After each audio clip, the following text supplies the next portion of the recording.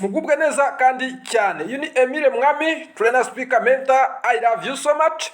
Umwanya nk'uyu nguyu mwiza munyemere tuganire gato cyane kuri product nziza yitwa Bestron mu mubiri wacu. Uyu urebye neza aho isi igeze muri iyi minsi, iterambere uko rigenda riza ari ryinshi, niko nakomeza kuba busy no kuba bakwihugiraho ugasanga ntabwo bitaye ku buzima bwabo umunsi ku munsi. Nyamara ubuzima bwacu ko umunsi igenda ishira hagenda habaho byinshi cyane bibwangiza bitewe n'aho dutuye. Environment turimo ntabwo isukuye ku buryo twayizera ijana ku ijana. Niyo mpamvu hakenewe ibishobora kuba byayifasha kugira ngo mu by'ukuri umubiri wacu ubashe kuba wakongera kwivugurura. Uyu mwanya rero mwiza hari product nziza cyane ifasha umubiri kwivugurura yitwa Bestron.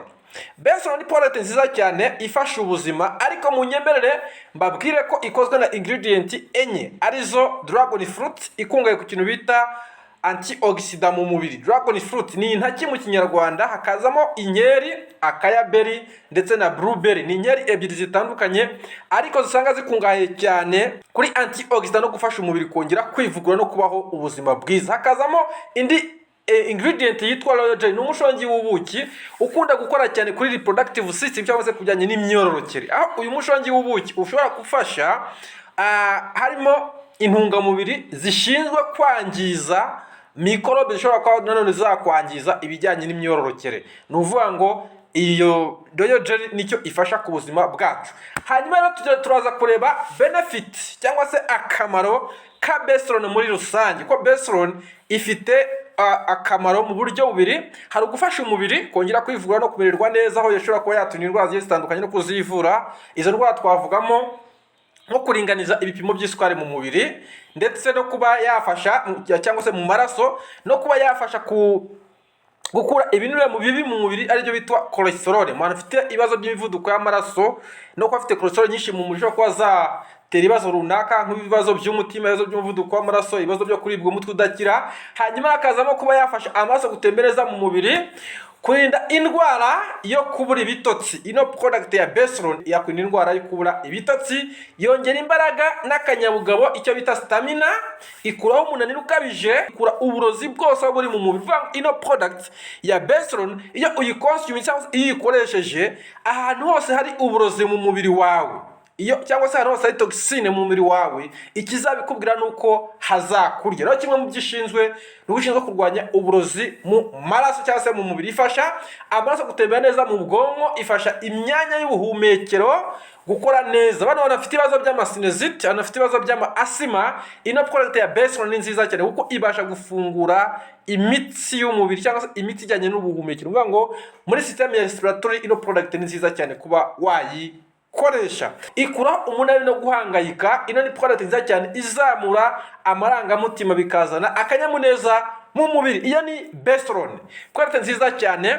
Turaza kujya tuvuge ku bintu nanone 10 ifasha abagabo. Bestron ifite izindi benefit 10 ishobora kuba yafasha igitsina gabo. Icya mbere nuko yongera ubushake bwo kurangura amabanga y'abashakanye, abagabo barayikeneye kandi cyane. Icya kabiri nuko ihangana n'ingaruka zo kwikinisha. Yego, iki ngiki gihuriyeho nizo turaza kureba kujyanye n'igitsina gore. Ikindi yongera umusemburo wa kigabo bita testosterone. Ni ukuvuga ngo uko umuntu agenda akura, uko umugabo agenda akura, ni nako umusemburo wa kigabo ugenda ugabanyuka. Uko ugabanyuka imikaya ishobora kugabanyuka, uko ugabanyuka ubushake gutera akaruru bushobora kugabanyuka. Icyo gihe ino product Bestron ko wayikoresha byaba ari byiza kandi cyane. Ikindi ikomeza intangangabo. Yego, sperm motility. Ino product ni nziza cyane, ifasha itembera ry'amaraso no gukorwa neza mu mubiri. Hanyuma irwanya indwara zifata mu nzira z'ubuhumekero, by'ubwo twari twamaze kubivuga. Irinda indwara ya kanseri ya prostate.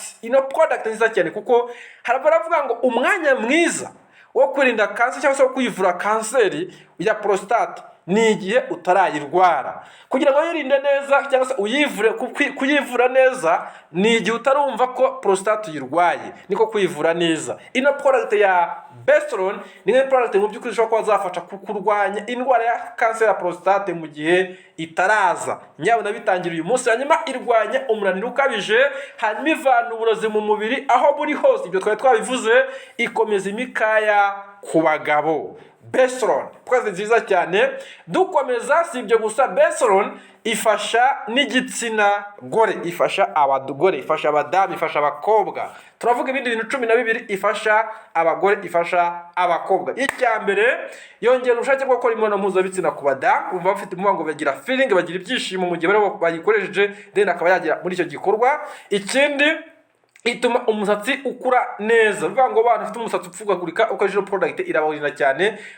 Twibuke ko ubwiza bw'umugore, ubwiza bw'umukobwa ni umusatsi, yego. Rero bivuga ngo iyo ushaka ko umusatsi uba mwiza, cyangwa se nimba mudamu uraha, mukobwa uraha, wumva ibyo tuvuga hangana, nabwira ngo product ya Bestron ni imwe mu yagufasha cyane. Irinda ikaravura kumuka kw'amagufa, ibyo ngibyo n'uvanga irabikora kandi cyane ku badamu bakuze, yego. Irinda kwibagirwa, ugahorana ubwonko bukora neza, yego. Ifasha kuri brain, product nziza cyane ifasha ku bwonko. Irinda gucura imburagihe, ikarwanya ingaruka zabyo kubo byabayeho. Yes, ruvuga ngo icyo bita menopause. Akenshi abadamu kubera kuba baragiye batakaza ibintu byinshi cyane mu gihe babaga bagiye muri regle, iyo bageze igihe cyo gucura hari ibindi bibazo bahuriramo nabyo. Bivuga ngo beta ko kubyivura kwiza n'uyu munsi gutangira gukoresha product yitwa Bestron. Hanyuma ituma habaho uburumbuke ku bagore. Bivuga ngo ifasha mu burumbuke cyangwa cyo bita fertility.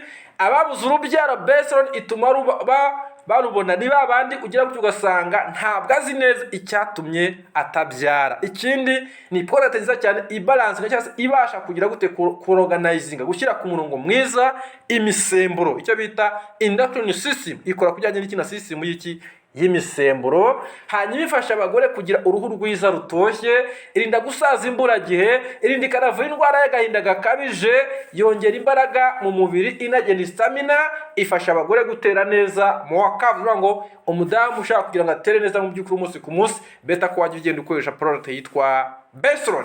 Ngibyo rero nakubwira ngo umwanya mwiza wo kwivura ibibazo bigiye bitandukanye mu mubiri wawe, nk'umuntu umaze kumenya neza product yitwa Bestron, kwivura indwara uyu munsi nakubwira ngo umwanya mwiza wo kuyivura ni umwanya iyo ndwara utarayumva. Izo ni izihe ndwara tuvuga? Ni za ndwara zifata imbere mu mubiri, zifata imbere zikawuzahaza. Ibyo dufite muri Biotech Global, ibyo dufite ahangaha, ibyo tubabwira ahangaha ni product zikozwe muri technology ikomeye cyane, ikomeye, yitwa stem cell. Ntade nazo uzayisanga uretse kwisanga kuri Biotech Global International. Mutugiraho dukorera hano hirya no hino muri Afrika turahari, mu Rwanda turahari, turi i Kigali niho dukorera kuri Chic muri ground floor. Wahamagara nimero uraza kubona, hanyuma bakakugezaho product yawe, hanyuma ugatangira kuyikoresha ukagira ubuzima bwiza. Mukubwiriza ndabakunda cyane, bifuriza ubuzima buzira umuze.